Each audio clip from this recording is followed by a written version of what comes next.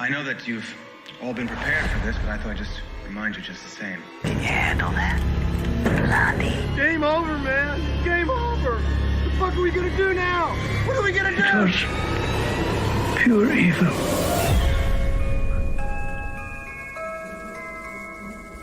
I want to buy some radio ad time. And we're back with another episode of Invasion of Polly Snatchers. I'm your host, Vincent Green. He's your host, Noel John Toohey. Let's get to it. All right, Noel. We're going. We've been some crazy places, but we've never been to Fear Street. So we decided, why the fuck not? Everyone's been talking about it over the past month or so.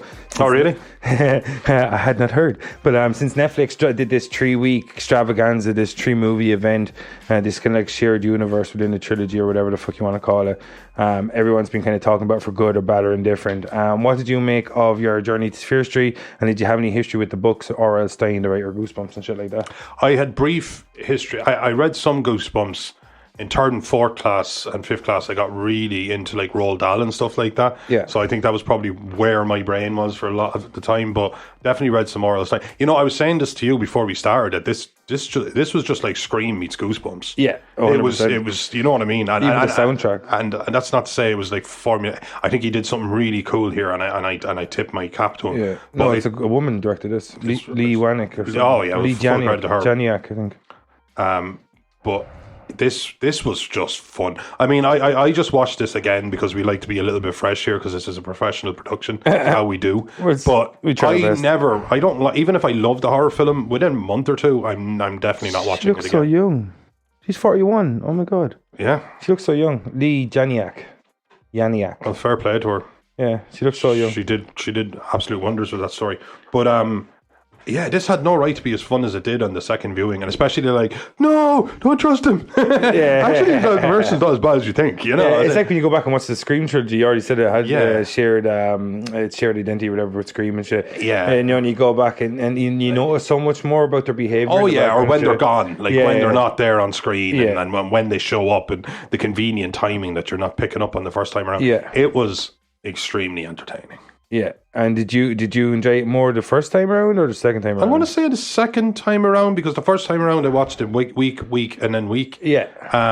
And the second time around kind of just watched it all the way through, and I knew what was going on, so I get to just sit back and kind of just enjoy the scope of what they managed to put on. I said this to you, like, this is going to be tough, like tough, because every time you introduce something, nothing was ever what it was the first time around. In fact, they even Drew Barry at the start. Drew Barrymore. They brought in Maya Hawke, like just off the back of Stranger Things fame. Yeah, she owned season 3, and she's there. And I was talking to my partner. Sheila was saying, "Oh no, she's fine. She's going to make it. Yeah, well, she's hurt, but she's going to be all right. She's been stabbed to death, but it's probably like one of these supernatural things. Yeah, or there's going to be a flash. They're going to go back. Move the mic a little bit. They're going to go back a year or a week or something, and she's going to die, but she's going to have story." And I was like, no, they Drew Barrymore this. Yeah, it's 100% a Drew Barrymore. Yeah, because I felt like, I'm sure like a lot of people didn't know who the main character of the story was. Like it focused. I didn't. I went in quite blind. It was on Netflix. I think I caught like the second or third last teaser trailer or something. But I like to only watch maybe 1 or 2 trailers of anything. Like, you know what I mean. And when I seen Maya Hawke, and I'm like, oh cool, Maya Hawke. She was really cool in Stranger Things.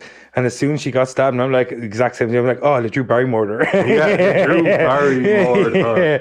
Poor Casey, because that's what Casey was her name in Scream. Drew Barrymore. But yeah, no, but it set it up. You know, Shady Side is shady, and was Sunnyvale. Sunnyvale is you know all sugar. So close to Sunnydale. From Buffy, very close. And they had all the rich kids, and you know they had affluence versus abject poverty, and then they had it's the age-old wrong side of the tracks or other side of the tracks. In such an actual literal sense. Yeah, like there probably was an actual track somewhere where you could be on the... The thing is, though, that's like totally relatable to so many places. So many affluent places in the world, and surrounding them is the worst of the slums in terms of poverty. You look at like a Rio de Janeiro, and you got this metropolitan area. Egypt. My mother just said, in a nice place in Egypt. Yeah. Wasn't like whatever. But she just went to see the pair, and then you realise, my Yeah, God, we get like, you rich, whatever.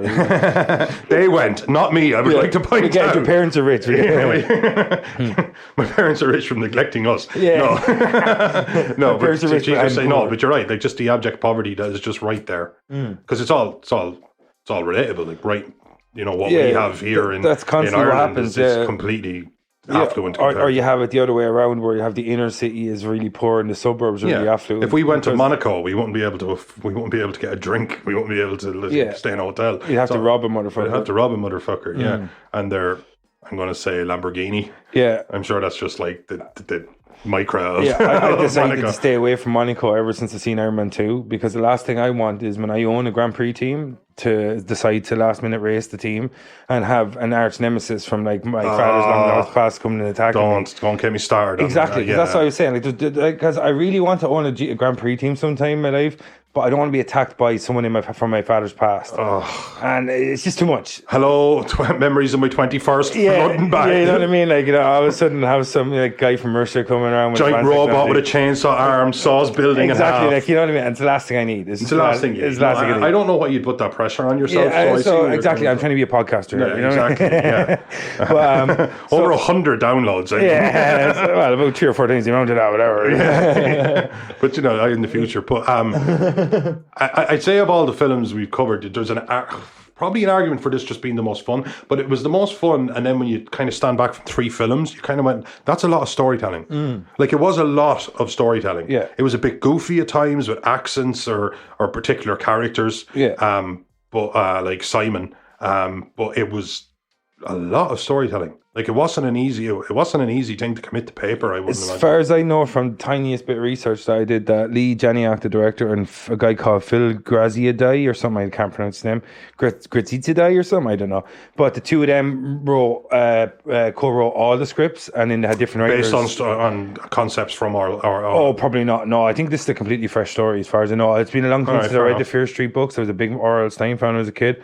But there's like, when I checked it up, there's like... The Fear Street books are old school themselves, aren't Oh, they? yeah. Like R.L. Stein is old school himself. Oh, yeah, I knew he was. Yeah, he's like the kids' version of Stephen King. Yeah, always, it's exactly what he was. Yeah, Yeah, like, so... Like, Christopher Pike was in a similar... I read a couple of his books when I was a kid. Yeah, I was just slightly less... As soon as you said that, I was thinking of Captain Pike from Star Trek. Yeah, also him.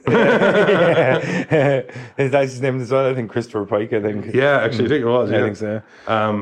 But yeah, no, I like the dark tone, but at the same time, like, I mean, you're not, if you're unless it's the first horror film you've ever seen and maybe you're quite young, you're not going to bed going, that freaked the fuck out of me. They went for fun, but they unapologetically went for it. Yeah. It just worked. Yeah, it just completely it worked. was like a slasher Stranger Things or something, you know. Yes. Even though it was gory and they never let go of the horror, it was still adventurous. Oh, there was, you know what I mean? there was a head going through, I assume, it was a cake slicer or something or like that. bread cutter or some shit. Bread cutter or something like that. And I was thinking, no, that they're not actually going, okay. Yeah, they were good for setting up a happy ending and killing someone straight after, weren't they? Yeah, exactly. But it never felt. I always go back to the second Transformers, and it was last time, because I think I even said it on one of the other podcasts, is when all of a sudden all this goofy, stupid shit is happening, and then Optimus Prime is kind of getting killed, and all of a sudden there's all this really sad, slow mo fighting and music, and Shia LaBeouf screaming Optimus and all this kind of. And I was like, no, this is just bad storytelling. You don't get to turn the corner here and have me give a shit.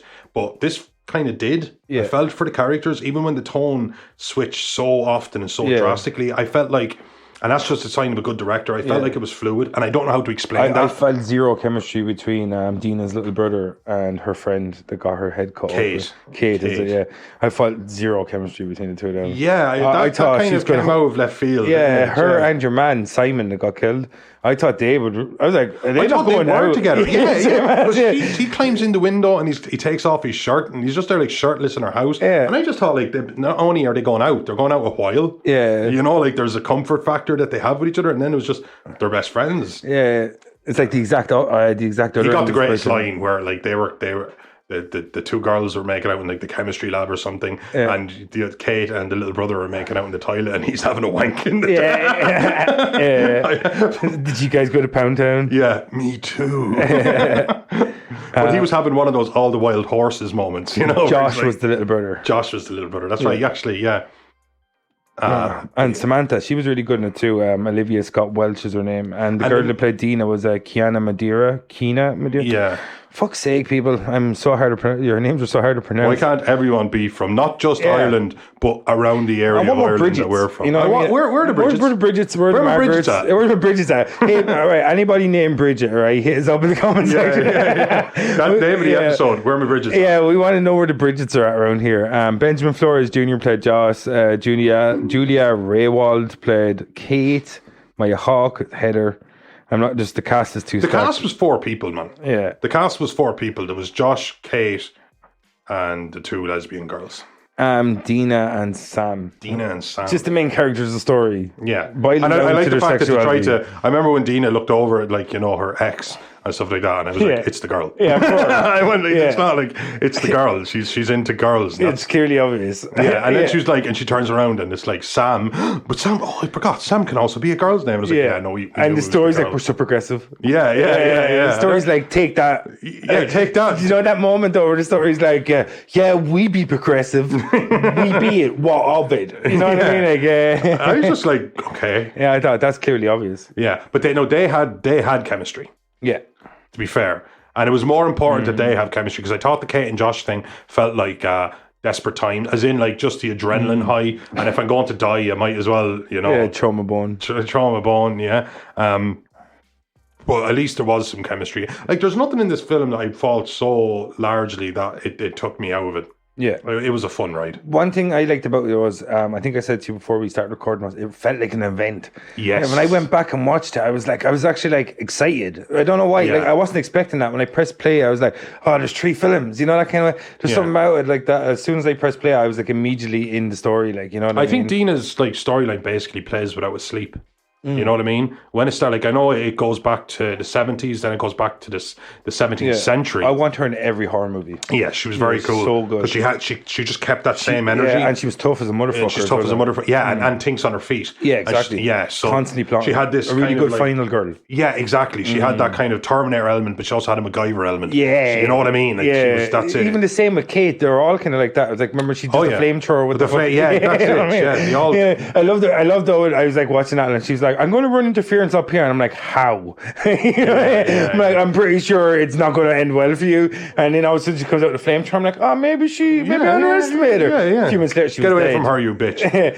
But you remember when Dina heard her screaming, and she's just like, "I'm going to just drown my friend real quick here first," because Samantha not put her head underwater and just started drowning herself at first, and Dina could have maybe gone over and saved Cade, and then gone back into the job before you was going to get her head out of the water. Yeah, exactly. You know obviously, you can hold your head in the water for 30, 40 seconds before you start to panic. Exactly, you know what I mean? And least you could do was throw a can of beans at the serial killer and not get her friend killed. I think you would have handled the unkillable monster scenario a lot better than her.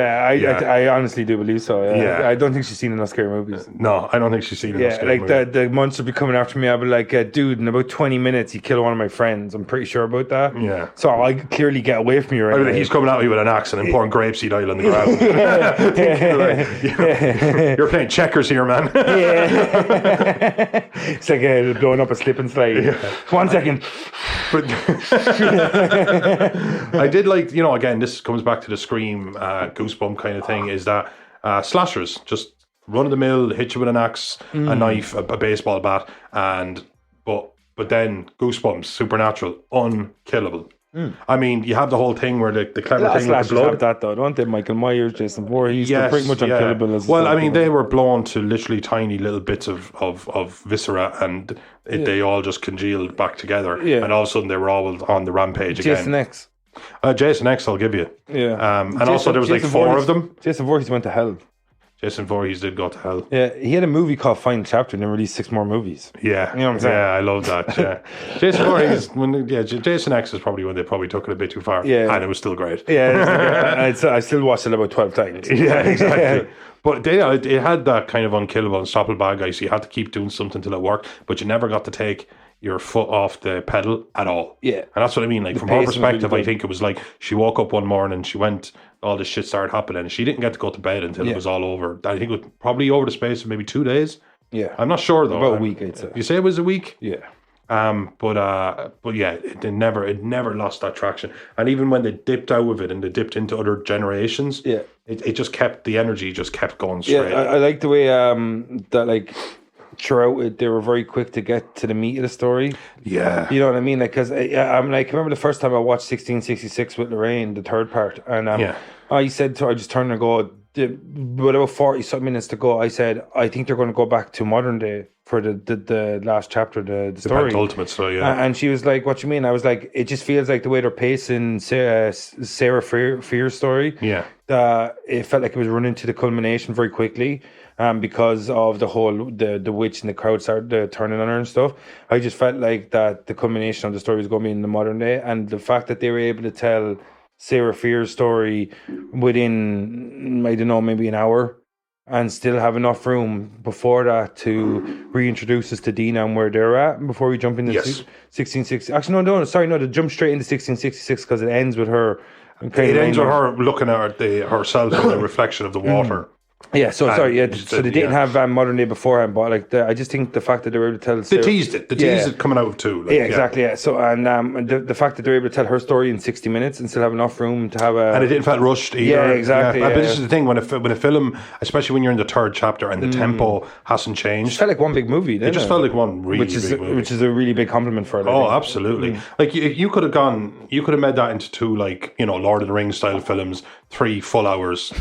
What is wrong with your beer? It's just warm at the end. I hate beer right at the end. It was just warm. I'd be making faces like a bitch. Yeah, he's making faces like, my tum-tum. Yeah. The yeast is in my belly. But I get a bottle opener. Yeah, sorry. Son. There you go. Son. But I don't know. I think I like the first chapter of this the most, but at the same time, you can't keep with the mystery. I would have been pissed off if it never started telling me what was going on. But the absolute what the fuckness of the first hour and a half I thought was great. Oh my God, he's doing it again. I just went down on that. It was fraught and like a motherfucker. This is the beer he specifically chose. Yeah, well, it's nice beer. It's just that I literally had to tongue up the side of it like I was going on a shaft. You know what I'm saying? Yeah. It was fraught and I was like, oh, I'm a dirty girl. But yeah, no, I like the way, like, when you, it's seamless, even though, like, and you said before we start recording, it's like, it jumps to here, and then jumps to here, and then it's back to here, and it's back to here, and it never felt out of place. Never felt out of place. Not once, like, you know what I mean? It was, like, so fluid, like, and Janiak, she did such a good job of directing the story, and I mean in a literal sense that, like, she kept it on point, she kept the direction of it moving forward, the pace was breakneck. It's like you have the first night where you get introduced to Dina, Sam, the whole... The collective... sunny side and shady side. Like the first 20 minutes, you have like, we know what the story is between Sunnyvale and Shady Side. Is it Sunnydale? Sunnydale is in Buffy Vampire right. I'm going to confuse those a few 100%, times. Yeah, you know. but Sunnyvale and Shady Side, and they did really a good job at like saying, oh, look at the relationship between the two different parts of the town, and they have a bit of history. But even the colour of their uniform, it was really, really on the nose. I don't think they should have leaned into it. It's like, oh... Well, I didn't realise how relevant it was that one side doesn't seem to have any problems and the other side does. I have to admit, I didn't take that as in like, oh, that's something that's going to be revisited there. I just thought it was just that classic social commentary. You know, like, my dad's going to hear about this kind of fucking, you know, people who live out of their parents' pockets kind of thing. And it ended up being really, really relevant to the actual main crux of the movie. And I kind of pride myself on being fairly eagle-eyed when I'm watching a film. Yeah. And no, this film got me on a couple of fronts, and I have to be honest with that.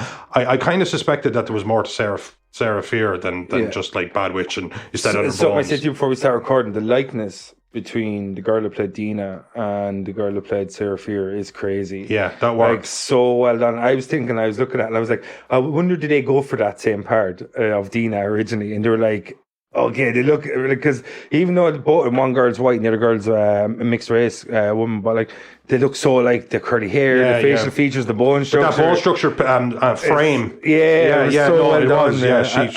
She seemed like a good actress. I would have liked to see a bit more of her actually. The girl that played Sarah Fright. Absolutely. Or Sarah Fear, sorry. And like so it's FIER or something, isn't it? FIER, Fear, and that's where the Fear Street comes from. It's actually from her, I think, or some shit. It's like but I knew there was more to it than that, but there was so many things, especially watching it, like when it goes to the 70s and we get a young Berman. 1978. Sorry, who? Berman, wasn't it? The girl who would survive the 70s. Oh, Bergman. Berkman? Is it Bergman? I think it's like C. Bergman. Yeah. And I knew that she was Ziggy. I knew that she like. What do you think of that casting? They don't look anything alike. I hate when they do that. They don't look anything alike. In fact, I doubt if Yuan was ever like a natural ginger. Sadie Sink. Sadie Sink, played Sadie Sink's Ziggy a natural ginger young woman. Berman, you're right. It was a Berman, okay. Yeah. But I didn't know that they were trying to like, and that turned out to be. I was like, yeah, obviously. No, she's the main character of that storyline. She's the main character of that story. We just got introduced to somebody who survived that shit in the 70s. Then we got instantly introduced to a main character, and it was like, and then they were like, and that turned out to be the same woman. It's like if you wanted to trick me, have her as the side character in the story. I like where somebody said, you know, Bruce Lee used to like wash dishes, and then one time his boss gave him like 2 weeks' wages and told him to go follow his dream, and then he ended up becoming a big movie star. And you know who that dishwasher was? Bruce Lee. And you're like, yeah, I know. You told me. Yeah, what you make of the casting of Sadie Sink and the girl from Community with the lady from Community? Let's look at this from the two facets. Excellent job by Sadie Sink. Excellent job. Bad Gillian casting Jacobs. Gillian Jacobs from Community fame. Yeah. Excellent job, but like no resemblance. Sadie Sink kicks ass. Like we know that. Oh, Sadie Sink kicks ass. Yeah, and she's so she's a cool motherfucker. Yeah, she's a cool motherfucker, and she's very comfortable in front of the camera. You know, like she just exudes personality. Yeah. I thought she was an excellent. That's Stranger Things cast though. Like the Finn Wolfhard, Millie Bobby Brown. There's nobody. That Gail Montezano or whatever his name is. You know what I mean? Like no, you're right. That didn't. And the adult, like Winona Ryder, Harbour. Like look at Finn Wolfhard in it. Like he was like a duck to water. You know what I mean? Like just there, Millie Bobby Brown, Godzilla King of Monsters. Like they're all set for stardom. Ghostbusters. Like, Finn Wolfhard's coming on Ghostbusters Afterlife. Exactly. Yeah. But anyway, so she was excellent. But there was whatever. I forgive it. They got an excellent actress, but I was just like, no. Yeah, even the girl. But then again, like you said, they did the whole Sarah Fear thing. That was but obviously so good, she was. though. It was just her seeing through Sarah Fear's eyes. So Oh, of course so she was good though. Yeah, it was so good. Yeah. Like you know what I mean. When you have like, I think like when you go, I want Sadie Sink as the young C. Berman or Ziggy. Then you just pick someone that looks like her. Like you have to cast one of them first. You can't just go, I want Gillian Jacobs and I want Sadie Sink and I want both of them to play the same character and they look no resemblance whatsoever. There's no way it's Sadie Sink where her facial features could ever look like Gillian Jacobs. No, and that's not even a slight. No. They're both of them are gorgeous girls, like women or whatever, right? But the thing is, like, but they have very discernible features as well. Like Gillian Jacobs has very symmetrical kind of features. Yeah. Sadie Sink has she's like you'd pick her out from anyone. So yeah, but like again, I guess they just kind of went. You know, because they're actually both excellent actresses. Yeah. I don't know. But this Sometimes is good. If you want to yeah. nitpick, it's great that this is what we're nitpicking because this was ambitious as fuck. Yeah, that just and this annoys is the me. shit we're nitpicking. Yeah, that just annoys me. Oh, it annoys me too. But if you look at something like the new It Chapter 1, It Chapter 2, look at this the amount of work they put into making the adult characters look similar to the kid characters. Excellent. You know what I mean? Even I noticed Bill Hader. Was Finn Wolfhard, wasn't he? He was an adult Finn Wolfhard. But there was a lot of their gimmick was the same. You know what I mean? Like there was something in the body. Different. There was something in the body that felt the same. James McAvoy, I thought, would have made a better grown-up Finn Wolfhard if you look at their facial features. Yeah, Finn Wolfhard's another guy. He's got very definitive features. He's got that schnoz. He's got that schnoz, man. He's got that schnoz. Good actor, but he's got that schnoz. Yeah, he's got that. Oh shit! What am I doing? But anyway, did you like the second? Like, which part did you like the more? Even though it all feels like one story, so this feels like a loaded question. So right, there's no fence sitting over here. MDK, we don't fence it. But if I just look back through it, I think the tidiest story in terms of the way it flowed and the way it kind of like told its the lore and stuff, I think was part 2. I agree. Yeah, actually, I think part 2 just flies by. Like I watched part 2. Like I watched all 3 of them today. I love the 70s feels. It had. I just thought they had everything. Right. Yeah. I said this to Sheila once. Remember, there was a thing. It only lasted one season. It was about kind of the birth of hip hop. Yeah. It was around the early 70s kind of mark. It had Will Smith's son. What's his name? Jaden Smith. Jaden Smith. Excuse me. Yeah. He played one of the fucking characters. Idiot anyway. It doesn't matter. But I said to Sheila, you know, it's much harder to do. Let's just say 1971 than it is to do 1501. Yeah. Because 1501, you go outside, you go to like castle ruins, or you go to fields and you build small villages, as opposed to having a huge city like New York and try and make the fire escapes all look like they did in the 70s, and try and make the cars look like they did in the 70s. I said, that's ambitious. But this, I know it was only a summer camp, so it wasn't too ambitious, but I thought it just felt, the music was right, the characters were right, or at least what we picture, and it told, and it was the middle part. It was kind of where stuff started to come together. The first killer whose name goes on the wall. The crazy nurse trying to take his life because she said there's no way that she could save him. Her, of course, turning out to be really a hero of the story. I thought the second one was just absolutely excellent. And I didn't really... Can I put something else in? That filter's not going to fit. That's okay. Thank you. I thought, same as you, I thought it was the tidiest part of the story. And it told most of the legend.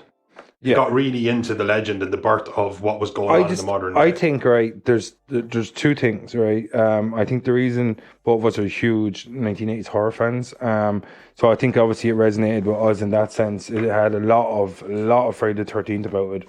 Camp Sleepaway, this, what's it called? This is the summer camp massacres or some shit like that. I just watched, I just watched that a few weeks ago. Just never seen it before. Summer camp massacre is that what it's called? Yeah, I just watched that for a few weeks ago. I've never seen it before. Just even me, a couple of things went under my radar, and I was trying to. Some amount of nudity in those old movies. Yeah, there was. Yeah, yeah, I miss all of it necessary for the storytelling of the narrative, of course. But back to it. But even it had, when all the serious shit was going on, you still had that mean girl Sheila who was trying to burn her at the start. Who she lures. All Sheilas are complete and total bitches. Yeah, that's what I've been saying for years. I don't know why I got engaged to one. She got engaged to you, Noel. Who asked her? Did you ask her? Well, then she got engaged to you. Shit. She did you the favour, motherfucker. Busted. What I liked about part two, obviously, is it had that whole resonant thing of the 1970s, 1980s slashers. But I just think what they're missing out is the tone of, if you want to recapture a tone of a Friday the 13th Part 1, Friday the 13th Part 2. Very much so was trying to capture a bit of Friday the 13th Part 1. Hooded kind of individuals. Yeah, exactly. Yeah, they're like the burlap. But the slaughter was a lot more condensed, I found. It wasn't like in Friday the 13th, you had 1 or 2 or 3 or even 4 people dead, but you still had a lot of people who didn't really know what was going on, and they were having sex in the cabins, and, the girl would get up and get out of bed and light up a joint and then get killed and stuff like that. At this one, shit went down. This guy went in like a mass murderer. Yeah. And I liked that energy because I didn't see it. That's such a weird sentence. It was a weird sentence the second it escaped my lips. I'm not on the whole pro-man. Carl, put in a disclaimer here, we at MDK do not support mass murder in any way, shape, or form. Well, our name is Murder That Killed, so... Yeah, well, that's true enough. At some point. That's down brand. But, I liked... And one thing that I think, though, in modernistic slasher movies, these camp settings, that the lack is... Or maybe that they lack it because they have too much of it is lighting. When you look at these movies, you look at No Friday the 13th, and when one of these girls step out into the dark, it's fucking dark.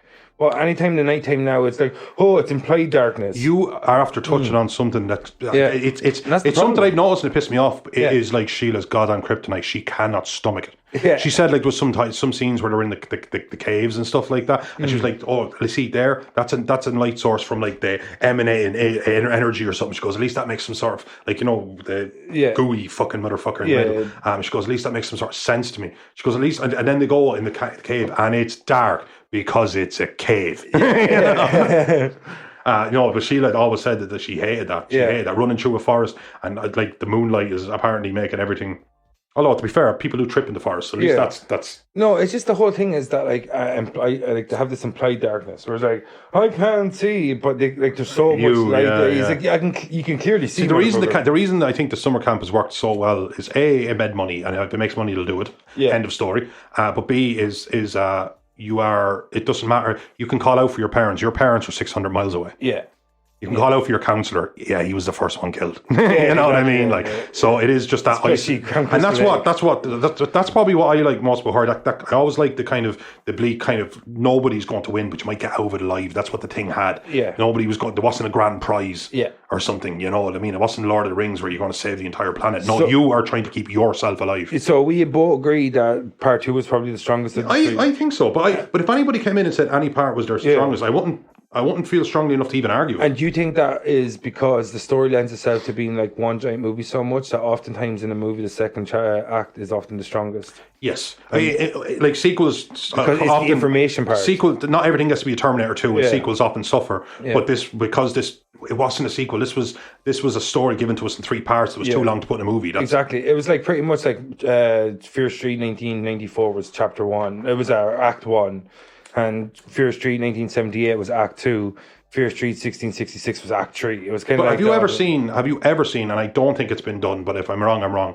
This was 3 movies that were given to us on Netflix, like 3 episodes of a show. Yeah. It came out one day, it came out 7 days later, and it came out 7 days later. But they were movies. Yeah. I thought that was brilliant. I hope they need to do that more often. Oh, absolutely. Like, could you imagine like an R-rated Goosebumps? But I didn't know. Again, I'm not one of these guys who's I'm a film buff. I watch what I watch. Yeah. There's a couple of films I know that are coming and I get really excited about. But I'm not always watching the trailers. I thought when the first part was over, I wasn't expecting to see another part for a year. Yeah. And then do you not know about the 3 week? No, man. Yeah. So when the second one came out, Sheila knew. She just assumed I knew, and she said, "Oh no, like this one, and there's another one next week." And I was like, fuck yeah. Like, oh my God, because I was so excited to see the second one, just to have it just be a week rather than like. Could you imagine seeing the first 3 Scream movies in space of a month? Oh my God. Like, you know what I mean? Like as in not like going back and binging and watching them weekly or something. Yeah. But imagine like it being introduced to... Oh, which you could now, yeah. But, but imagine being introduced to Sidney Prescott on a Friday and see the culmination of Scream 3.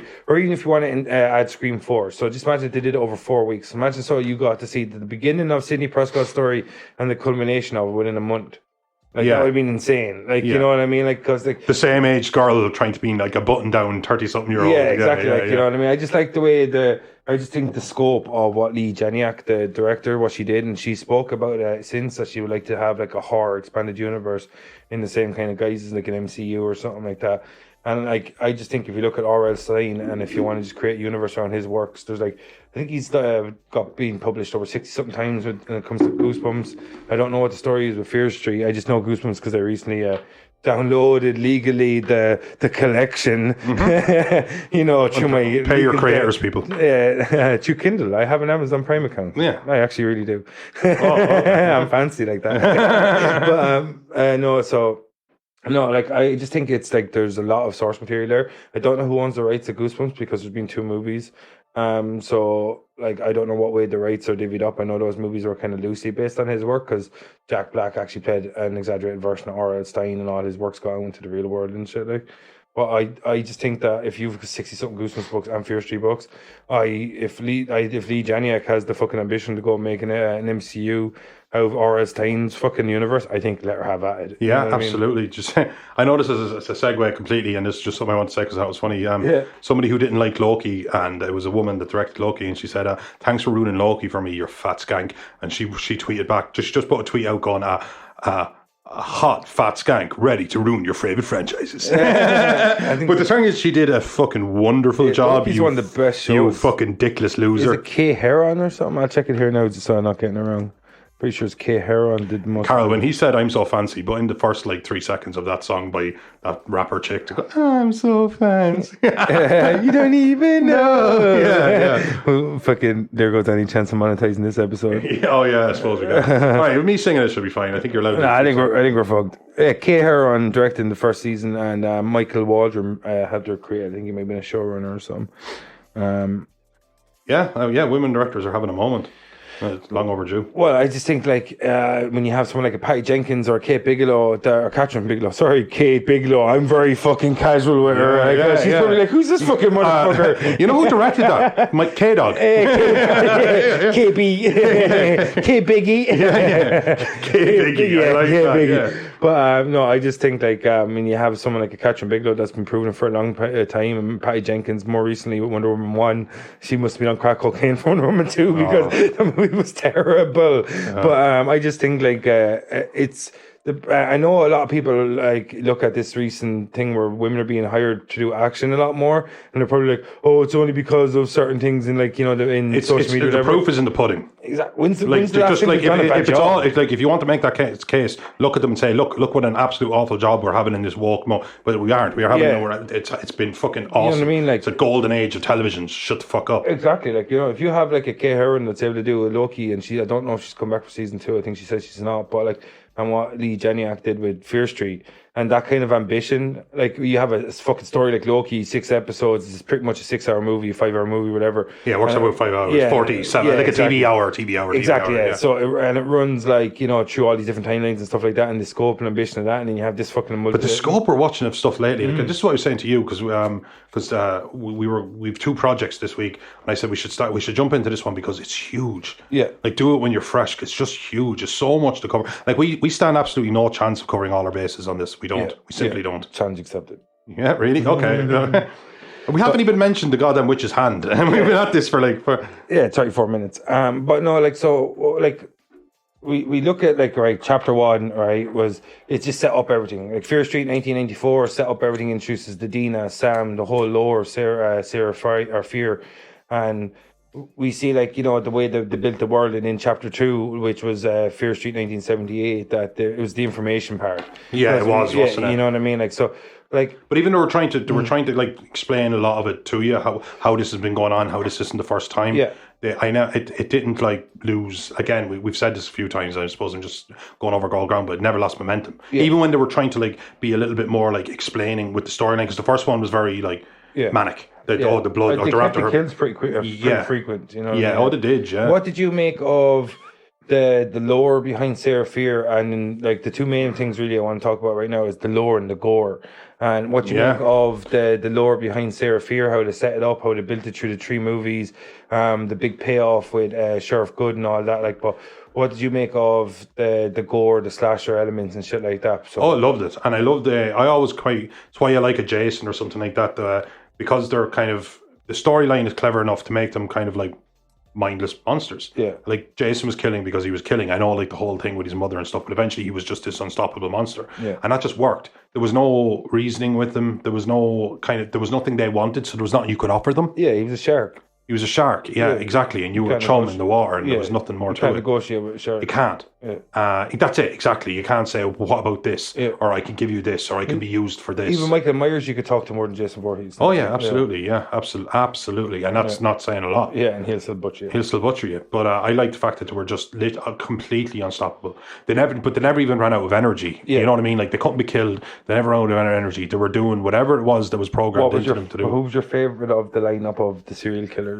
Oh, well, you know, they didn't really use him, but you know the kid that bashes his baby, own... I really did too. I was like, what's his And he kind of story? just shows up in the 3rd one for the first time, because I thought because we got a little touch of... No, he shows up in the 2nd one, I think. Does he? I think you see him. All I remember him from the 2nd one is him beating you seeing they go through the killers and you see them. Yeah. But I think it was the 3rd one. I thought when he shows up in the mall near the end is the first time I remember seeing him in the modern day. But whatever. Again, there was a lot of film I'd watched in the last. Yeah, same as I watched them all today. Like, you know, yeah, that was. I literally I finished part 3 around 2 hours ago, give or take, maybe a little less, about an hour and a half ago or something. Yeah, no, same. You know what I mean? Yeah, so no, exactly. Overtly fresh in my head, you know, that kind of. Absolutely. But at the same time, it was just when it's overly fresh in my. I would have been taught that I could have gone to like a pub last week and said, "Oh, have you seen Fear Street?" Yeah, and talked about it. But then when I sat down and I knew I had to speak about it in a slightly more kind of like observed manner, I was like, "No, excuse me, no, I don't know what." Oh shit! You know, it was huge. Yeah, it was huge. And would you like to see more, like, if they were to go back in and do this expanded universe? Would you like to see more stories about like Ruby Lane?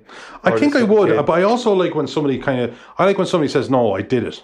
You know, that kind of way, like, no, I hope you enjoyed it, but that was it. A lot of people are calling for like prequel stories to these, like, you could easily, and they could work, and they could be great, and them one fine. season. Like, again, proof is in the pudding. Nobody do anything based on what I think. You could do like a Fear Street, have 6 episodes, miniseries, an hour long each, and just explain a little bit of backstory or something. But you know, like, again, I always like, sorry, what's the Father Ted / IT crowd writer? Hanlon. Ardla Hanlon. Oh, Ardla Hanlon. Did he write Father Ted? Was that not Dermot Morgan? No. Dermot Morgan is who I was trying to think. But he was saying like What? He didn't write IT Crowd. Who wrote IT Crowd? It was your man Chris Sutton, the guy who did Brass Eye. No, the guy. Yeah, he was in IT Crowd. Did he not write it as well? No. What was his name? So like, well, Noel's. But no, I'm just saying he doesn't like going back over. He just says something about. He goes, look, I don't know if I can keep going with this. Yeah. And I'm not. That's it. Like, I'm not putting my name on something that I don't think I can expand on. Graham Linehan. He wrote it. It's funny, and he left it alone. And he's like, God, it was so great. We could expand on this. And he goes, yeah, maybe, but I don't know that I can make it funnier. I don't know if I would lose quality and especially when you write something, you're not trying to like have characters grow, and you get to like Friends. You got to see over 10 years that people got together and got married and started wanting to have families and stuff like that. It wasn't like that. It was very much so like a fly in the wall day in the life. And this was just them, what happened to them in a week, and it went all over the place. But it was still condensed at the same time. I think if you have a director like Lee Janiak who wants to expand the universe, let her come in as a showrunner. Look, I trust her. I know that. I trust her. Yeah. And that's the bottom line. Because the three movies were equally strong in a lot of ways, even though part 2 was probably slightly better because it just had a bit more of that 1970s, 1980s slasher to it, you know? It was just like, see now, your beer's frothing up. Now who's laughing? Now I'm a dirty girl. That's because you tapped it on the counter like I tapped it on the desk a minute ago like an idiot. But I like when Beer Street. I like when people know when something is done. You know that kind of way, because like look at the franchise Predator. Yeah. I don't know why the second Predator got so much hate back in the day. I thought second Predator was excellent. Yeah. It wasn't the first, but it was excellent. Retroactively, it looks like a masterpiece. Yeah, exactly. And then it started releasing shit. Then they're like, this is we can make some of this franchise and we can certainly make money. Yeah. But Prometheus was dog shit. Yeah. Well, it was good, but it wasn't an alien film. No, I didn't like it. It's not an alien movie. It's not. But I like when somebody says, you know what, we did a real good job here. And it's not like this is the only idea any of us are ever going to have. Yeah. Maybe we leave it there. And we can walk away. Walk away with the win. Because I think when you look at franchises like Aliens and stuff, they didn't walk away with the win. Yeah. And I know like Ridley Scott wasn't involved. She's doing the exact opposite though. She's not saying she wants to walk away with the win. She's saying I want to expand with more wins. But you know what I mean? Like, when you get the wins. Yeah, but I think she will though, because like if you got an R.L. Stine, like, and you've got like, I don't know how many Fear Street books there are, but like if you got like this such a rich collection of stories that you can lean off of, or the fact that she's building her own mythos with like all these different killers, that like even if she can't come up with an idea for another movie event for like 4 or 5 years, then maybe in the meantime you do your limited series run, you do your 6 or 7 episodes of these other killers, give us a little bit of a backstory, an hour every week, 1 episode each character or something. Buys you a little bit of time. Take you about 18 months to develop that. Yeah. So you do that in the middle and then give us another Fear Street. As long as you don't lose, as long as I don't know, as long as it doesn't become a cash cow, because Men in Black was great and they said, right, let's just expand on this, and they tried to like, here's a more mod, here's our new story in the second Men in Black. They joked about it in Rick and Morty. He goes, Men in Black, all I have, because they'd lost their memory, and Morty goes, all I have in here is Men in Black 2. And then later on at the end of the episode, he goes, I don't know much about Men in Black. I just know that Men in Black 2 was a joyless cash grab. Yeah, but I think though, like if you have someone that is like able to build up this movie or this series over 3 films and do it in a very consistent way like she's done already, I think it will lend to a TV series or a mini series or something already, because of the way it already was done. Like, because it's kind of like a 90-minute or 2-hour long episode of a mini series. It was like an 8-episode TV series but split into 3 chapters, because like you normally have 42-minute episodes. So it's like 2 or 3 episodes per movie or something. Agree, yeah. So I just think the style of the story already lends itself to a TV series. So I just think if she wants to go that way in the middle ground and then come back with maybe expand on, I don't know, do you bring Dina back? Do you bring back the survivors of the Fear Street trilogy? I think maybe you should. I don't know how you expand her story or how do you go back. So they have to find like something in like a new curse or something. You know, I guess it'll be, because God knows I'll watch it. Yeah, but when they finished it, they finished it. Like, especially when Sarah Fear's storyline is very, very much so wrapped up. And I thought, you know, at the end where Sarah Fear didn't turn out to be the bad guy, she turned out to be like hunted and blamed and murdered, and kind of like did that whole swore vengeance from the grave. Apart from the terrible accents, they really did a really good job. Well, we're Irish, so that was something that we but like, I don't care. No, all I want to say is they culturally appropriated the shit out of those pilgrims. I said this before they started recording. Yeah. You know what I mean? I'm just saying. But by the way, this is what Irish people sound like. But something like this. Yeah. Not like this. Not like this. Not like this. We've never sounded like this in our lives. I remember a guy went to Turkey and a guy was trying to sell me sweets I didn't want. And he goes to me, Irish, top of the morning to you, in a Turkish accent. And I went, oh no, now I want to buy your sweets. Too many people have seen Darby O'Gill and the Little People. That's Darby O'Gill and the Little People. Yeah. Next at MDK. But what did you, so like before we go to the break, what did you make of, like, if you look back at the Fear Street, the three of them, what did you make of the pacing throughout? And do you think there is room for expansion for Dina, or do you think we go with a completely separate story and just leave it there? I'd like if they went with a completely separate story, because I thought they wrapped up the story quite well. Do you leave Fear Street? No. Again, like you said, you're talking 1666 to 1994. Yeah. You could go after 1994. There's like, you know, near 30 years there to work with. And well, I mean, you're talking over 5 centuries. Yeah. So you could talk about what happened. Although, like, if you go, let's just say if you go into the middle, let's just say 1750, Yeah, I I think don't they know. said The fact of the matter is years your storyline is as such that you can't wrap it up. Yeah. You have to leave it open-ended, because we know it wraps up in 1994. Yeah. We know it does. So it has a limitation there. Yeah. So I think if you do it, you might need to go afterwards, because at least that's after where we left it. Yeah. Because we know we go back and there's going to be a killer, and there, maybe somebody survives or doesn't, but we know that they can't beat the evil. Yeah. We know they can't. Yeah, And you go into it knowing that. And that's always a weakness of prequels. And you know when something goes, like, yeah, exactly. When something goes into a prequel and you have this character, that's a young version of this character you're going to see 30 years older, Yeah. you know they survive. Yeah. Like a young Magneto. We know that Magneto isn't going to, although the timeline in X-Men got pretty crazy, we know that Magneto Yeah. doesn't die. Yeah. We know he doesn't. Yeah, because we've seen Ian McKellen. So, yeah, so when we see X-Men First Class, we know that Charles Xavier is going to end up in a wheelchair, and we know that Magneto is going to survive. Yeah. And there was never that fear for those characters. There was fear for the characters Around him. Yeah. Because they weren't in the original X-Men, the 1999, 98 version. And that's where you get your fresh And that's kills. where, so there was this, and sometimes I don't like that. Yeah. It can be done really well. And actually, First Class was class. Yeah. But I don't often Days of love Future that. Past was good too, I think. Yeah, exactly. There was some good films in there, but I'm just like, yeah, they're not going to kill Wolverine, and they're not going to kill, because these guys are around in the 2010s, and these guys are around in, you know, whatever. But I don't know. When I was watching those 3 films, it was ultimately about our main cast of characters, and I know if they're younger versions of themselves. Like, for example, we knew that Ziggy wasn't going to die, and I was even thinking, because she got stabbed to fuck. Yeah, man, her sister got some fierce death though, didn't she? Her sister got, actually, that's what we're talking, when we're talking brutal, her death was brutal. Yeah, like continuous axe shots to the Absolutely. chest. And like, even like, she gets an axe shot to the chest, I reckon it broke her breastbone and her heart. Yeah. But she seems to have 1 or 2 more jerks in her after that. It was kind of slow-mo, maybe 1/2 speed. And it was absolute brutality, like. Yeah, no, it was hard to watch, because but before we get, she was a good character as well. Yeah, you know? but before we because we kind of like bounced around with like what we think. There's a lot of bouncing around here. Yeah, but before we kind of go back and we kind of get into the meat of the trilogy and break it down and what we think is the best parts and shit like about it and stuff, and what we really kind of give our solid opinion, because what we've done now is kind of give our opinion on the universe and the job that she's done with it, and a bit about the story and the gore and shit.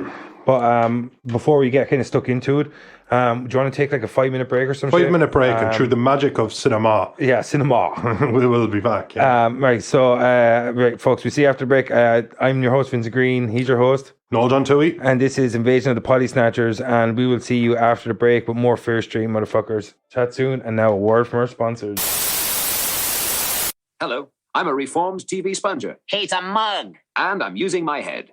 I'm putting £1 TV license stamps in this book. Ha! 1 stamp a week, and at the end of the year, I've about enough to pay for a colour TV license. He's a mug. It's painless. So make sure you have the right license for your TV set. And don't be a TV sponger, because the squeeze is on. Get your TV license savings book from any post office. Got a book?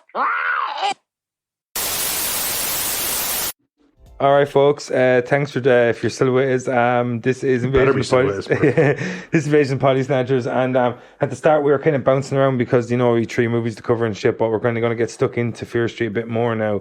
And I touched on it before we went to the break, a bit about the gore and the lore.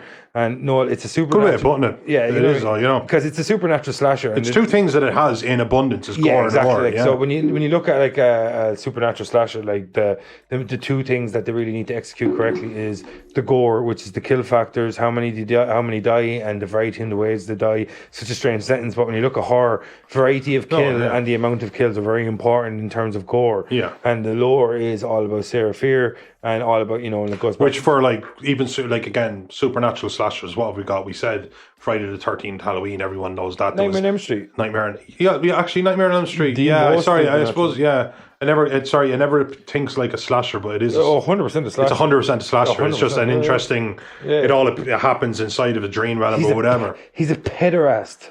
He's a peder. Do you remember that in Big Lebowski? He's a pederast. Remember they were talking about Jesus. The bowling dude, John Turturro played him. Yeah, I know the guy. And he goes, he's a sex offender. He's a pederast. Yeah, I take that gun and I shove it up your ass. Yeah. He was fucking amazing.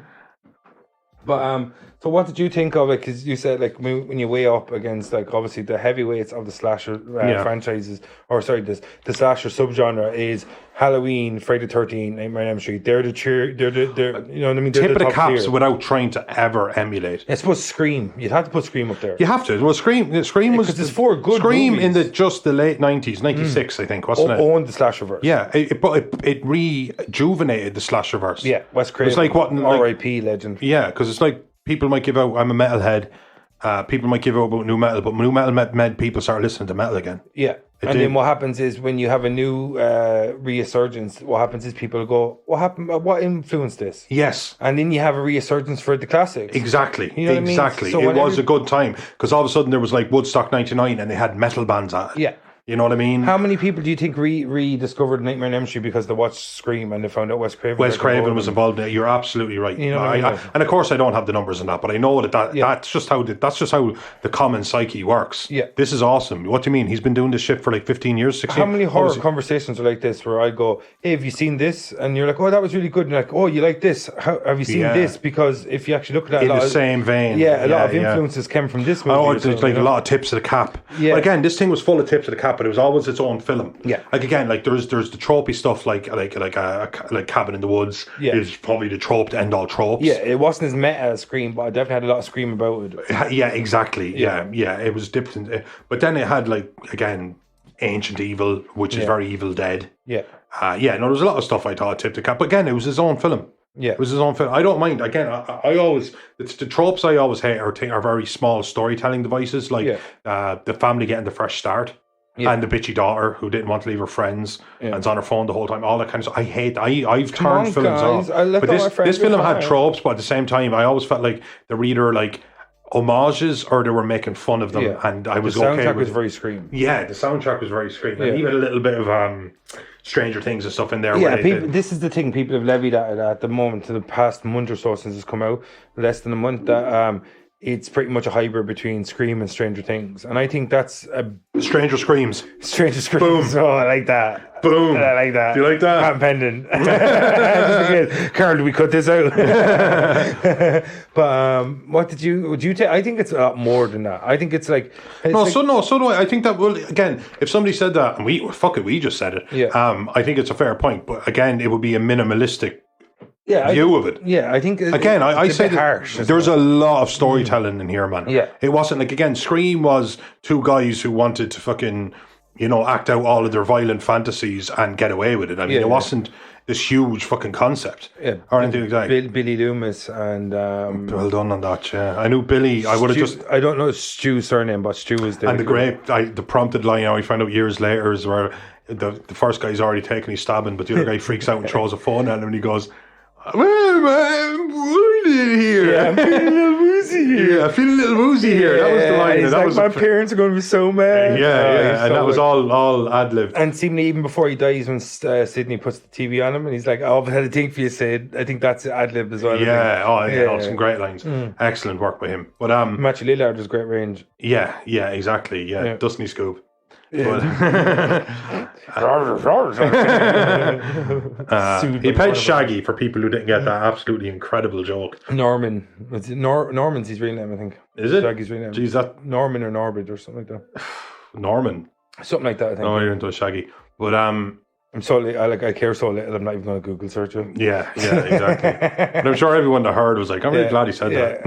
I just want all the Bridgets in the comment section. That's all. Yeah. Where are my Bridgets at? Where are my Bridgets at? You know what I mean? We should call it Stranger Scream, where are my Bridgets at? Because somebody would go like, I don't know what this is about, but I need to know. Yeah, exactly. No, but like, so I just think it's when you look at the lore and the way they built up the whole Sarah Fear, I keep calling her Sarah. I just realised my mother's name is Bridget, by the way. Is it Bridget? Where you at? My mother's gone by Mary her entire life, but her actual birth name is Bridget. I'm only now realising an hour into the joke that my own mother.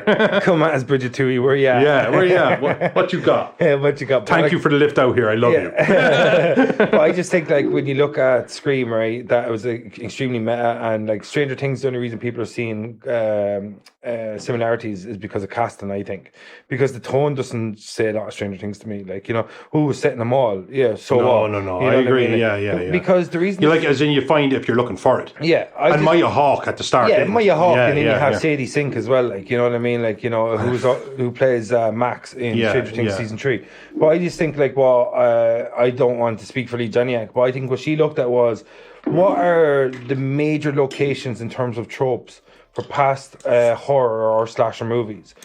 A mall, the suburbs, and a camp. Where she set the movies. Fuck me. Where she set the movies. That's an excellent point. The mall I thought about, but I kind of wasn't thinking about right now. Yeah.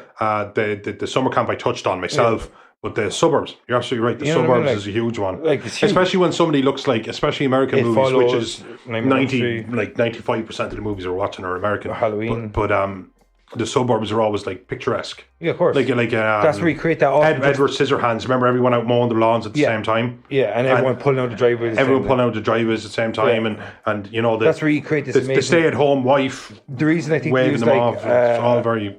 Sorry for cutting across it, but the reason we use like camp and a mall and the suburbs is because you can create an amazing juxtaposition where a mall is a public place you feel safe. Suburbs is the idyllic world of like a family, the what's it called, the nuclear family, and you have a summer camp where you're surrounded by friends, and everything's amazing. It's like, you know, it's a growing experience, and then you create this amazing juxtaposition because all these places seem serene and safe. The tree, exactly. All three of them do, and for different reasons. And the tree is this common denominator. You know what I mean? Because the camp was literally where the mall is. Yeah, exactly. And Sarah Fear was lynched where the mall is. Yeah, and you have. Like, I just think if you put violence in these areas, that's why they're so prevalent in horror. Yes. The suburbs look so peaceful. And don't forget, we've seen films where they go to a certain location. Again, something like a mall, which completely lends itself to, don't forget, again, you can MacGyver the fuck out of a mall. Oh, the buying because bag you don't, well, actually, probably in an American mall, you get your hands on all sorts of firearms, but you get your hands on things that you can use if you're smart. Yeah, if it's a Kmart, I think you can buy a gun, but I don't think most supermarkets sell weapons over in America. Oh, no, Walmart. I don't know. Walmart, sorry, not Kmart, sorry. Yeah, Walmart. Kmart, definitely not Kmart. Dick's or something like that. I think. Do you remember Rain Man? Kmart, I've never seen this video. Definitely not it's Kmart. A guy running out with Staples, and he just runs by the camera and goes, I'm right, they do sell Staples there. And they're like, where are you going? And he goes, Dick's. But like, do you think like it's a bit unfair saying that it's just a Scream rip-off or a Stranger Things? No, I think don't feel like we're being reductionist. I think what you said, Scream and Goosebumps, that's closer than Scream and Stranger Things. And again, when a film, when like it's again, proof is in the pudding. It was an awesome film franchise. But the fact of the matter is, you don't mind it going over old ground if it does something new with it. Yeah, exactly. And it did that because it's so hard to come up with something original. So I wasn't expecting it to be in the sand dunes of the war, the height of the war of Afghanistan or something like that. You know what I mean? And it would be great if you want to completely Fear Street. It's never bad. And the curse, the black tar heroin. Jesus Christ. But yeah, no, okay, I'm pretty sure that was racist, and you should probably cut that out. I would. I'm sure. Accuracy is you can't. Yeah. You know what I mean? Like, I think it's accurate. Was it? Yeah. They produce. Why are you booing me? I'm right. Yeah, you know what I mean? They produce like 90% of the world's heroin. Yeah, so I think you're pretty accurate. You know? No, that's fair. Yeah. You know what I'm saying? But no, I don't mind it going over all ground if it just doesn't. I mean, I can't remember the film. because I didn't finish the film. Yeah. And I think we were about 30 minutes in. Yeah, throw me something on the bitchy daughter, the younger son who notices something's amiss first, because he's young, so he probably has an overactive imagination, so nobody takes him seriously. And I just said, me and Sheila were just like, you know what's going to happen here? Somebody's going to open a medicine cabinet when they're washing their face, and then they're going to close the medicine cabinet, and they're going to see something behind them. But when they turn around, the thing they see is going to be gone. And I think that happened. And we just went, she's going like, I remember it was Sheila, she was brilliant. She goes, where's the remote? But like, when you said that, like, right, you look at Fear Street, they made 3 movies in a short space of time. And I bet you there's loads of times where you didn't say, oh, I know what's going to happen next. I know this is going to happen to this. In fact, I did, and I was often wrong. Yeah, exactly. So and I have to point that out as well. Yeah. So even though they were emulating like old tropes, like a slasher at a campsite, but I as I said, it's so hard. You have to get it right. I just think Lee Janiak was like, these are my influences. These are the horror movies I like, and these are the tropes I want to use. Yes. But I want to use them in a different way. But they have to be so clear, because like when you watched it the second time, you realise they were dangling all these answers in front of you the entire time, and that is such a delicate dance. Yeah. Because I was watching, I think it was Slasher season 2 or 3, and it was just called Slasher. Yeah. And spoiler alerts for Slasher, by the way. Yeah. It's a slasher, isn't it? Yeah. But there's, I think it was Sheila, to be fair to her, that popped that noticed it first. Yeah. And she said, so there's all these people in the cabin again. It was on the snowy, like, you know, summer skiing. And she said, do you see that guy there? The one's your one's brother. Yeah. She goes, yeah, nobody's interacting with him. Yeah. He goes, and he talks and stuff like that. And it feels like he talks when everyone's like really dour and in bad form. So like it feels like she goes, he's not real. Yeah, we spotted that, You said this on Sunshine. I said this on Sunshine, did I? Yeah. Well, sorry, excuse me for reiterating, but it's the best example I can think of. I did that or Event Horizon, because I listened to but they dangled it in front, but this is what I'm saying, they dangled it in front of us, and then this time we caught it. Yeah. So everything from that point forward, we were like, oh, so she's the killer. She's obviously the one who's imagined. It's her brother. Nobody else has a frame of reference to know who he is. Yeah. So it's her. So we were just like, wow, okay. And now with Fear Street, looking back at it, I was like, well, isn't it fucking convenient that Sheriff Good was the one who showed up? Yeah. Or wasn't it fucking convenient that he was the one who wasn't there at this moment? Yeah.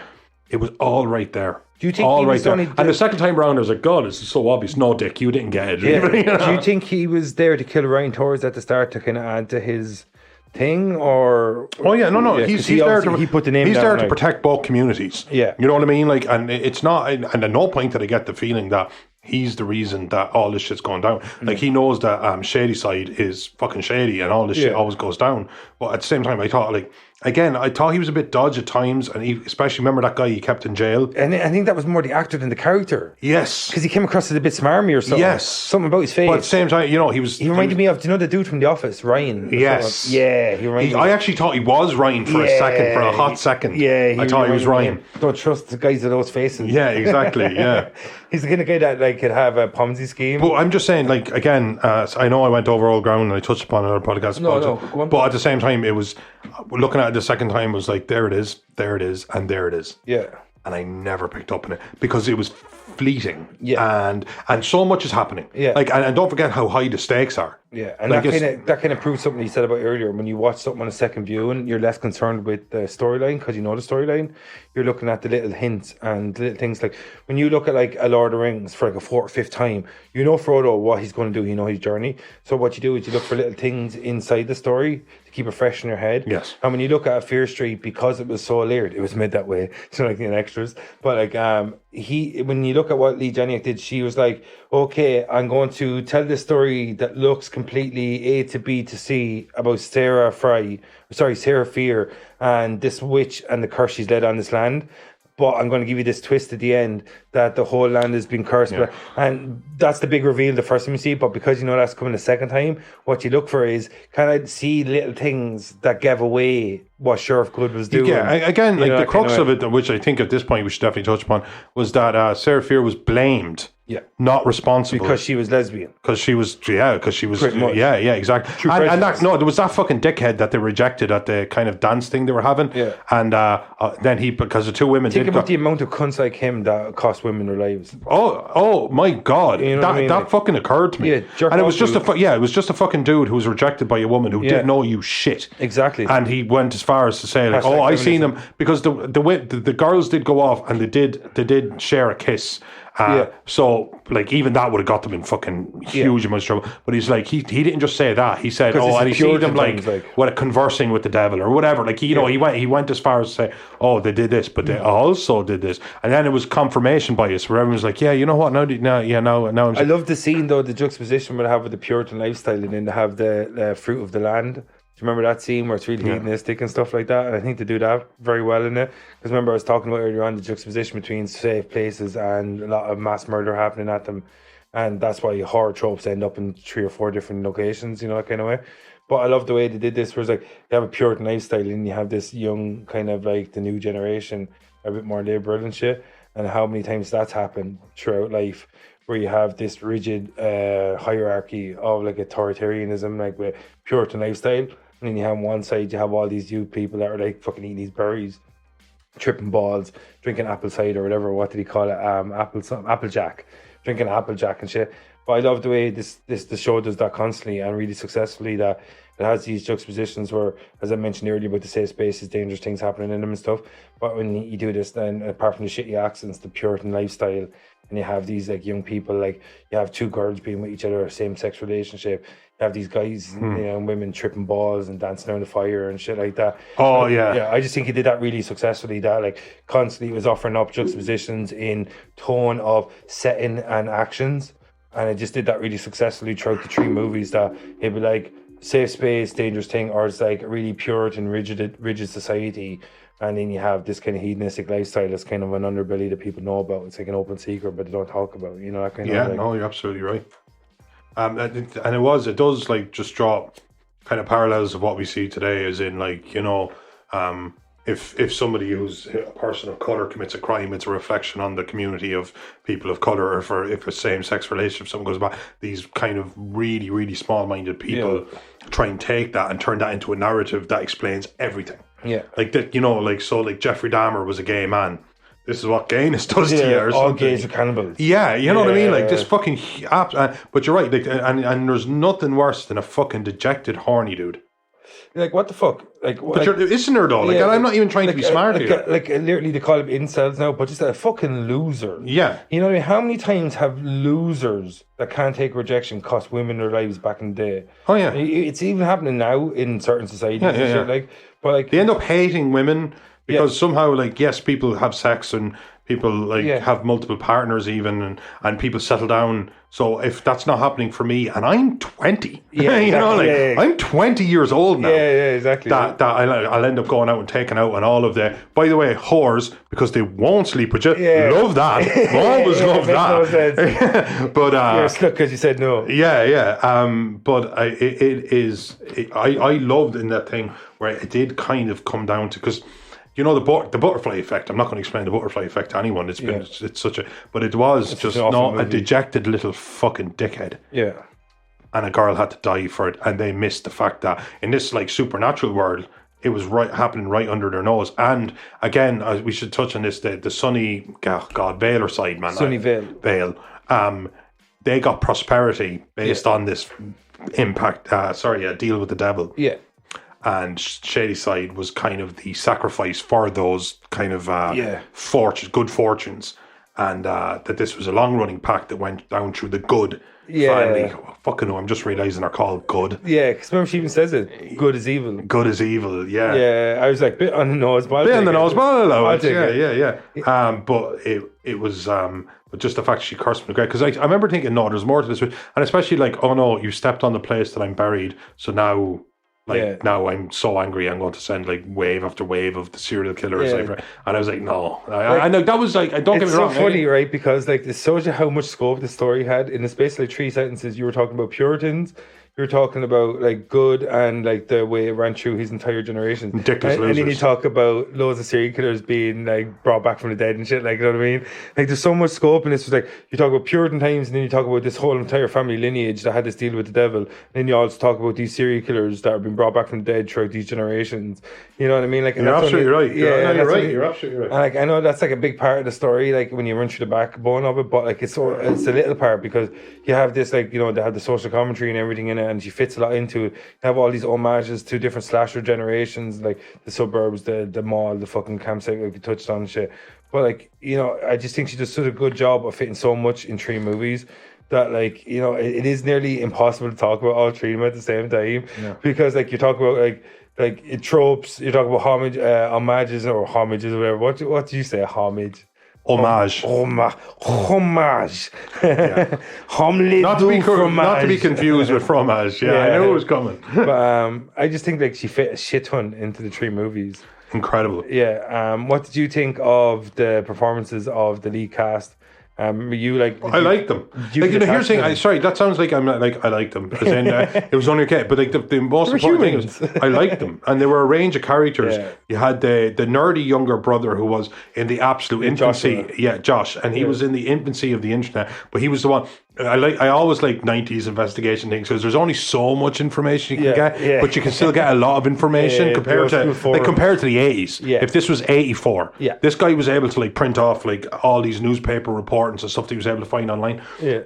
So he was like the nerdy guy who was kind of really involved. Then you had the aloof trope, absolutely. But then you had the aloof Simon. Then you had the aloof kind of like goofy guy. And he was great. He was. What do you think about the way he dressed? I mean, I have to say, probably the best thing is where everyone's hooking up, and he's just in there, and he's changing his shirt or he's taking and he changes white, and he just takes off, and he just sees himself in the mirror, and he goes full Buffalo Bill, you know, just starts feeling himself. But not just that, he gets back and he notices that there's just that kind of like stench of sex in the air, and he's like, "Did you guys like me too?" And I thought, nice, because I knew if in that scenario we're probably about to die, I'd be the poor fucker alone in the toilet. Did you see him dying and Kate dying? I thought they were going to make it. I was surprised when they got. Oh no, sorry. I'll answer that question completely honestly. Did not see Kate dying, especially when he got her on the. The stoner dude normally dies. I'm going to call it. I don't know. I don't know why I'm saying cake cut. Was it near like cake? There's like bread or cake. Because you know the bread cut, you see them. It's like a single slice. It goes through. It looked like she went through something that had 5, 6, even 10 blades. Yeah, and it cuts into a certain amount of slices. Yeah, but I thought she was going to get like loaf or something. I thought she was going to get the last second like wrestling reversal and or something. So when she, I think she went first.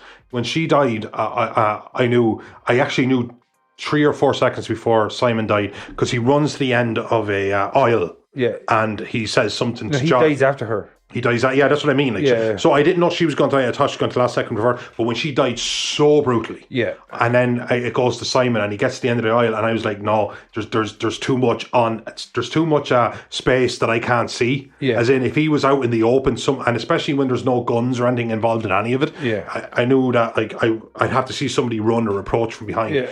I knew that he was. I knew just before he died that he died. He was about to die. Yeah, but only because Kate had died so brutally. Oh, yeah. I thought because they're not afraid to know. It's like what you said earlier. The real main characters are Dina, Sam, Josh. Yeah, you know what I mean. Kate. Like, Well, no, Kate. Like as Kate dies. I mean, like throughout the trilogy, you have that trifecta. You know, right. Yeah. So I knew he was going to die just before he died because I knew they were ballsy enough to kill these characters. Yeah. And again, when he ran to the end of the aisle, I was like, you know what? You could like. Yeah, I was expecting somebody to either reach out and grab him, or just an axe to the head. He got an axe to the head, and he was done. And I was thought like maybe again because the magic of what was going on in that universe, that maybe that wasn't the end of them. Like I mean, it sounds stupid, but don't forget that this was. I had a feeling that it was like events were going to get wiped out or something. Exactly. It felt like that. Something was going to be like something was going to be magically undone. Yeah, like the curse was going to be somehow destroyed at its root. Yeah, it felt like that. And then the ripple through time, because why not? Like, I mean, again, we're so in the deep of MCU and time travel and stuff. Like that. And again, and like, it's like the monsters come back from beyond. Yeah, all bets are off. Like, but they stayed dead, and I thought killers recorporealizing themselves, all bets are off. Exactly. You know what I mean? But they stayed dead, and then I remember at the end of them all getting blamed for it. But and then Sam turned out she's still. I really like that scene though, where they were just like. Pretty much the interrogation scene where they were just like, you know what I mean, just they were kind of going along with whatever the police said because they knew whatever they said was completely inexplicable. You know what I mean? Like I like the fact that they didn't try because it always for me every time that you have that person in the police room telling you, and I'm telling you he's not dead, there's a guy in there sleeping, he's killing us. It always comes back to Kyle Reese for me. Yeah, because I'm an 80s baby and. Kyle Reese in the police station going, he won't stop. He can't stop until he kills Sarah. Bring Me Sarah and all this kind of shit. And again, everything he was saying was, of course, like, I mean, it's 1984 and you're talking about, well, now we're 2021. We don't have anything near that technology that we know about. But like, no, but of course, you won't believe. Why would you be believed? But to be fair, would you? I mean, you kind of go like, God, if only to listen to him. And then you kind of have to think, yeah, would you have listened to him? Exactly. Because I've fucking been queuing to get a fucking burger and had some dude say something pretty similar to me once, and I didn't believe him. So I think it's like when you look at Nancy when she's trying to explain Freddy Krueger in Nightmare on Elm Street. Like, I just think, like, one thing that was clever about this was they're just like, we can't explain this. Yeah. Like, if we try to explain this, we're going to sound insane. Oh, no, they didn't even know. They didn't know. They're just like, whatever the police and also, say, they'd learned earlier in the film that the police weren't, like, they weren't receptive. And it wasn't like a slight on the police. They just weren't receptive. How could they be receptive? But they learned that early on. We're saying you hit law enforcement. This is definitely me this having is my fucked up moment. Yeah, no, this is a political moment. Fuck the police. Fuck the police. Is that what you're saying? Well, actually, it's called Fuck the Garda Síochána, which is what we have here. Except don't, and I don't have a car, so don't keep an eye out for me. But what did you make of the way they kind of dovetailed everything when you have, like, we find out that Sarah Fear is innocent, she was blamed because of prejudice, that Sheriff Good's family have this pact, and like side note, but like before I forget about, one of my most favourite scenes, for lack of a better term, is, do you remember the scene with the pastor? Pastor Miller, I think his name was, where he killed all the kids. That scene was so well done. Like, with their horror, was their eyes? He cut all their eyes out and seemingly died. I don't know why. Yeah, I don't know. Like, I mean, like, he clearly lived after cutting his own eyes out. Yeah. Although, like, I'd say maybe he was a little bit more careful with his own eyes. Was he though? Yeah, no, I didn't. Didn't seem pretty careful type of dude. There was some supernatural stuff going on. But it seemed he killed loads of people. No, that's what I mean. Like, again, don't forget there was a bit of goofiness in this, and that when you think about that scene, like, tell me something in. I'm trying to tell me something in Friday the 13th that was as brutal as a church full of recently slaughtered children. Yeah, well done, wasn't it? Like, that scene. But tell me, do you have it? You've seen them? Do you have it? Friday the 13th. He's more of a singular killer than. That's what I mean. And they never set up the storyline as such, because it was always like horny teenage, good-looking boys and girls. Yeah. Always. So he didn't and especially like if he killed you, he killed you. And if it was a grueling falling down a cliff, breaking yourself off rocks death, versus like the guy in the wheelchair, versus a axe to the head and done. But these kids were brutalized. This is another scene where they have that juxtaposition again, where you have a Puritan society, and what do they look at as their safe net? God. Yeah. And what do they look at the representation of God on earth is a pastor or religious man. Sky Daddy. So he's the guy that's supposed to Sky Daddy. Did you say that? Yeah, Sky Daddy, man. That's what it is. It's fucking Sky Daddy. And then you have this guy that obviously they trusted, like, he's the shepherd near the flock, and he's after killing all the young sheep, the lambs. You know, that pretty much exactly. Yeah. So like they're because I think that's the main strength of this the trilogy, is they offer up really cool juxtapositions in terms of the societal structures that they offer up in the different timelines. You know what I mean? Like, you know, so I think that's one of the strengths when you look at like they don't just offer gore for gore's sake. They do it with meaning and the impact that it has on the people. You know, that kind of. But it's funny, you know, you said it, because sorry to speak over you, but when Sam and Dean, like the first time, and we kind of joked about it earlier, is like, yeah, we know, like that Sam was going to be a woman. But there was also, like, now don't get me wrong, they'd come an awfully... Sam and Dina is kind of similar to Sam and Dean from Supernatural. You're not wrong. Yeah, just don't. But Sam and Dina having a same-sex relationship, and they were kind of like on this, I guess, kind of like... Which I'm wholly for, because the two of them together are fireworks. Yeah, and then we've lost our progressive crowd. How? But the fact that they were same-sex related, they met kind of in private, and...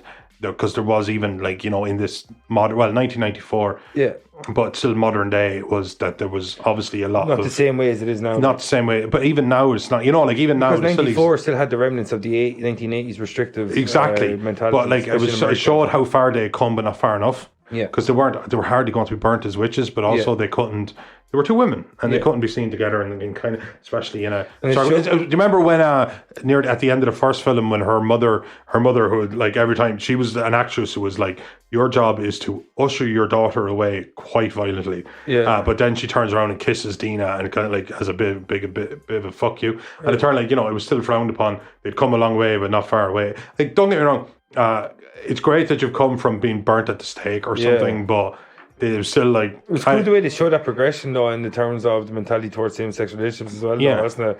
That like you're kind of ostracized, but being ostracized in 1666 means you're burnt at the stake for being a witch.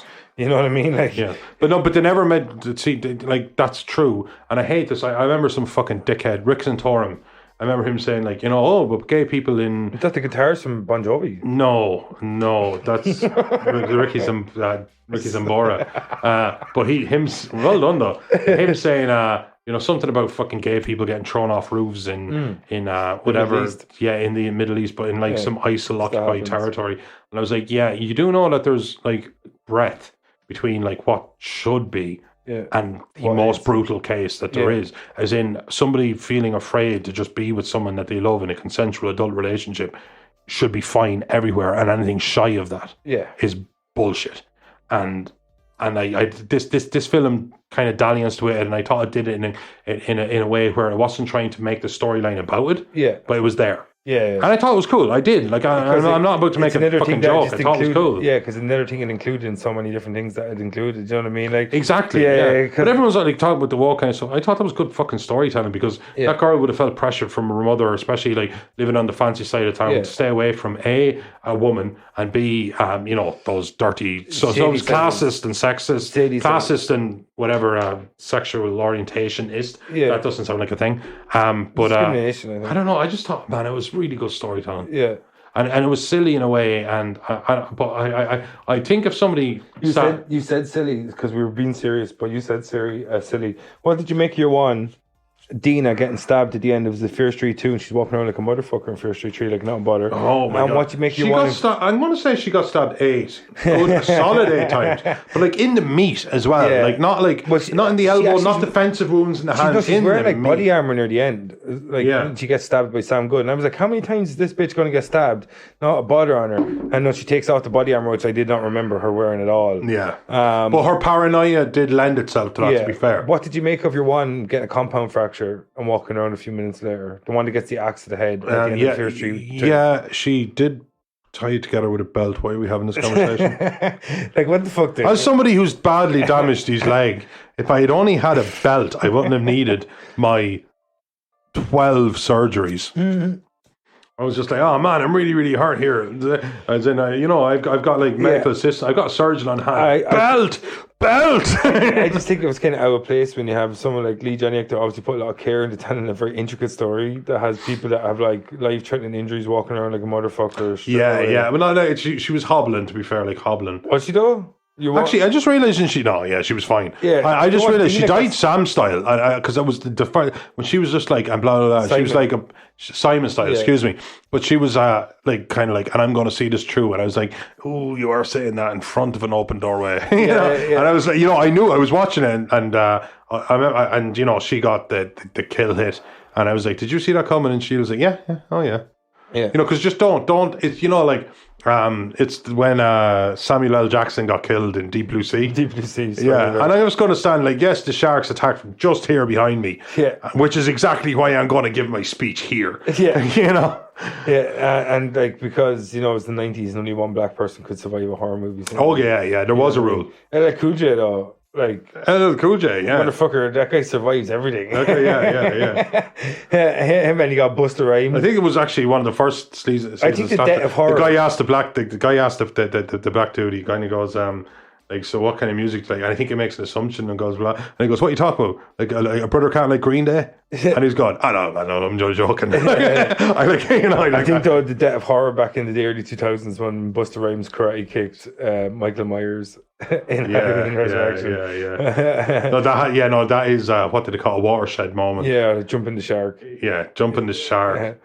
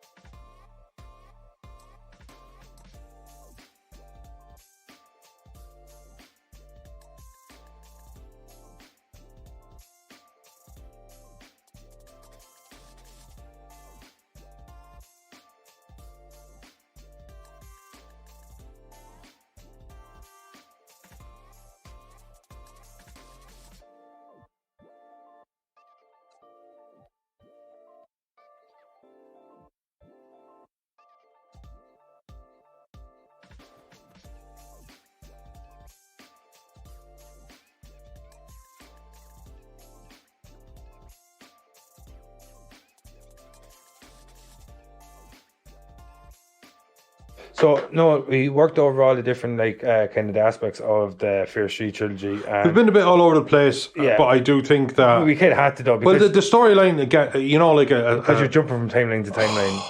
You know what I mean? So I think I think if you've watched it, I think you're with us. But we try and go. We moved away from going chronological, Yeah. because you know you have to assume that because of course the listener has seen it. we didn't want to do a play by play. You can't on this though, Yeah. because it's not. It's. I mean, if you were to go play by play, it goes 94, 78, 94, 66, 94. Yeah. With kind of blending of faces on characters that they don't, Yeah. that they weren't on top of, you know, characters in Yeah. the younger stage. It's Say what it is. The culture appropriated all the pilgrims. yeah. Us Irish people are definitely. Like- When is it the turn of the white man? We settled. We settled that country, Noel. Yeah, yeah. The country appropriated our pilgrimage. Yeah. Our pilgrimness. We were Puritans. We were Puritans, Noel. Well, how do you want to finish this out, Finn? I'm going to leave it in your very capable hands. All right. So the way I look at it is that I think when I looked back at it the second time, I wasn't expecting to be as excited as I was to go back and watch it. No, I have to say, sorry to speak over you now, but I have to say that you know, I wanted to leave in one way. I wanted to leave it as last second as I could, so that it would be as fresh as humanly possible. Yeah. I didn't want to not know something when I was put to the test. Yeah. Even though I would have had like 5 days or whatever to look over, but at the same time, when I realized I was kind of like, oh, this is a bit of a slog. Yeah. As in now I have to spend 6 hours doing this, and I've already seen it, but I need to do the 6 hours. But the next thing I knew, I was just like, You're in it. I was having a beer. Yeah. I watched it on my laptop in bed. I was just having a beer and a bag of crisps, and just like kind of going, yeah, there are worse ways to spend your day. Yeah. I knew that. Like It's sheer entertainment. isn't sheer it? entertainment. Yeah. Yeah. And, like I really like that about it. Like it kind of reminded me of something like what a Ryan Murphy would do, but not as on the nose. You know what I mean? Like, because Ryan Murphy shows they do emulate a lot of previous horror, but a bit too much, and his shows have lost their way a bit. But it felt like a kind of a Ryan Murphy show, but with way more direction. I get you. You know, that kind of way where it paid all this kind of homage or whatever to all these previous horror outings and all the tropes of the genres that was trying to encapsulate and stuff. But it never covered too much old ground. It did it in a new way. Like, it gave me the gore and a lot of new original kills, like the bread slicer or whatever, you know, that kind of way and stuff like that. And then when it went just pure hack and slash, like in Fear Street 1978, it went to the extreme where like it satiated the gore I wanted from a slasher hack and slash type movie when you have a guy going around with a hatchet, and they didn't shy away from the top level kind of gore, like the rules. No, they didn't. The rules and horror. When an axe hit you in the through the artery in your throat, Yeah. it sprayed blood. No, they didn't. But you know the rules and horrors, like don't kill pets, don't kill children, but they killed a lot of children. And Fuck, you're right. They No, killed that's a good Merriweather or point. whatever. You know what I mean? And that's one thing. Like, Well, that's it. You know, like again, one of the things me and Sheila have often joked about this, like the thing that would, you know, there's always, you know, the dog always knows. Yeah. Like first off, the child always knows, Yeah. but if before a like child Michael knows, the Myers dog killed a knows. dog like a motherfucker. And then the child, then I, you know, for me, it's like when the dog runs off into the darkness, and then you have a yelp, and Yeah. that's like more horrifying to me than every death that occurs Yeah. accumulated. But you're right, like you walk in and literally all of the children have had their eyes taken out. Yeah. As in, so like, and it wasn't. Of course, we didn't see that. That's fine. And frankly, I didn't want to. Yeah. It's not like. I don't like them to shy away from gore, but it's not like I'm trying to have a competition here Yeah. for a film to be Salo. Don't watch Salo. Yeah. But like, you know, even in Camp Nightwing, where what's his name? Thomas, is it Thomas Slater? He goes and kills like a shit ton of kids and shit like that. I just think they didn't shy away from, like, they were like, okay, we're R-rated and we're going to lean into that and we're going to give you top level gore. And I'm not like saying I'm looking for kids to be killed and shit like that. But imagine Goosebumps imagine they managed to cross that. Let's explore that on the way out. Yeah. If I may be so bold, imagine that they crossed that line with Goosebumps. Yeah. That's incredible, man. Yeah. That's incredible. But I just think like the way they executed the three movies, they're just like, we're not going like from pretty much from Maya Hawke's killing at the intro of Fear Street 1994 to the fucking kids in 1666. They're just like, we're going to go for gore. We're not going to shy away from it. We're going to tell like all these different little levels of the story. But at the end of the day, this is a slasher trilogy. And that's No doubt about that. You know what I mean? No doubt That's about what that. I fucking loved about it. They're like, at the end of the day is like, we're going to talk about social commentary, juxtaposition, this, all the fancy stuff about storytelling. But at the end of the day is, we're a slasher movie and the body count's going to be fucking high.